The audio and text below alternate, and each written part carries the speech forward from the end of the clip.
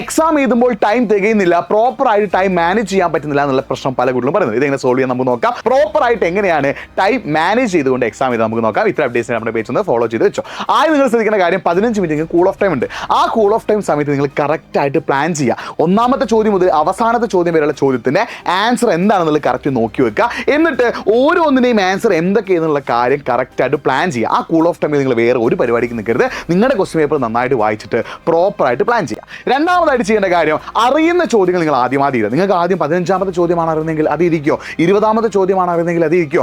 അറിയുന്ന ചോദ്യങ്ങൾ ആദ്യം എഴുതി പോകുക എന്നുള്ളതും വളരെ വളരെ ഇമ്പോർട്ടൻ്റ് ആണ്. അറിയാത്ത ചോദ്യങ്ങളൊക്കെ ലാസ്റ്റിലേക്ക് മാറ്റി വെക്കുക.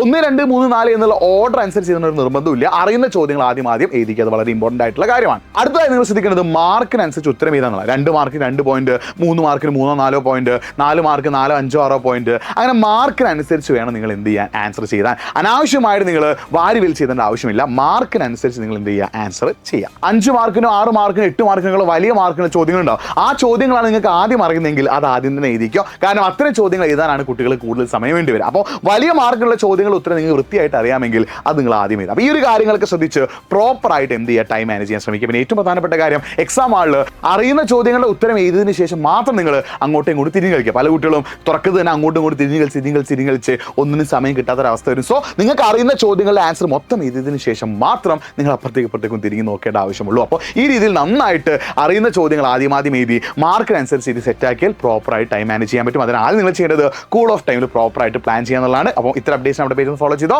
എല്ലാവർക്കും എക്സാംസ് ഒക്കെ ഈസി ആവട്ടെ.